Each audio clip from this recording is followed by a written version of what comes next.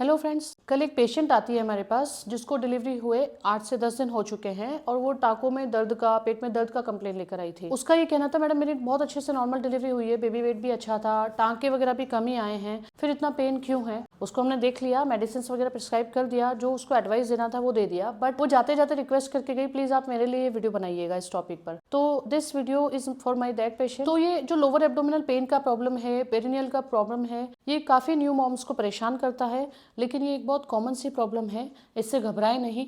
कुछ important tips यहाँ share करूंगी जिसको अगर आप फॉलो करते हैं तो इन सब समस्याओं से आप बहुत जल्दी सॉल्यूशन पा सकते हैं। तो क्या रीजंस हैं पेट में दर्द का डिलीवरी के बाद? नंबर 1 रीजन है यूट्रस का अपनी शेप में आना। एक नेचुरल सी टेंडेंसी होती है, कुदरती प्रक्रिया है ये, कि जैसे डिलीवरी हो जाती है उसके बाद यूट्रस का साइज अपने आप पहले प्री प्रेग्नेंट स्टेट में आना शुरू हो जाता है। तो वो जो यूट्रस का साइज एंड शेप श्रिंक होता है, उस वजह से दर्द हो सकता है पेशेंट को, जिसको आम लैंग्वेज में आफ्टर पेन भी कहा जाता है।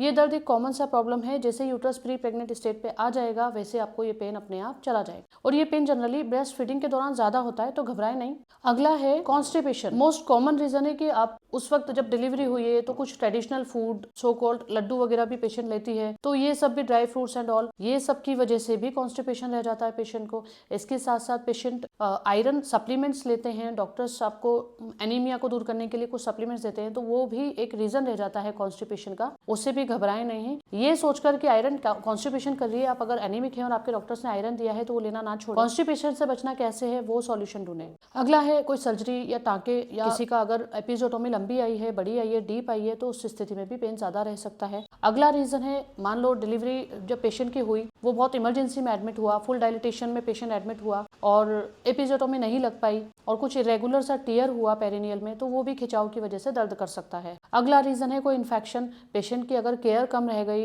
वो स्टिचेस का ध्यान नहीं रख, पैड वगैरह कौन सा लगाना है। कोई कुछ रूरल पेशेंट्स भी होते हैं हमारे पास जो ज्यादा हाइजीन मेंटेन नहीं कर पाते हैं, तो वो इन्फेक्शन भी एक रीजन रह जाता है पेट में दर्द का, स्टिचेस में दर्द का। तो क्या सॉल्यूशन करना है कि आप ये पेट दर्द और स्टिचेस, पेरिनियल पेन, योनि के आसपास जो दर्द है उसमें आराम मिल पाए।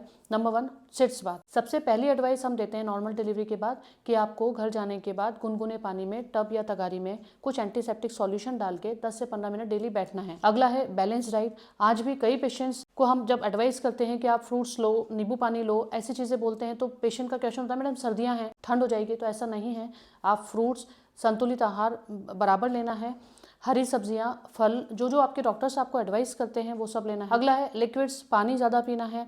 कई पेशेंट्स को ये लगता है कि मैडम ज्यादा पानी पिलाएंगे पेट फूल जाएगा, ऐसा नहीं।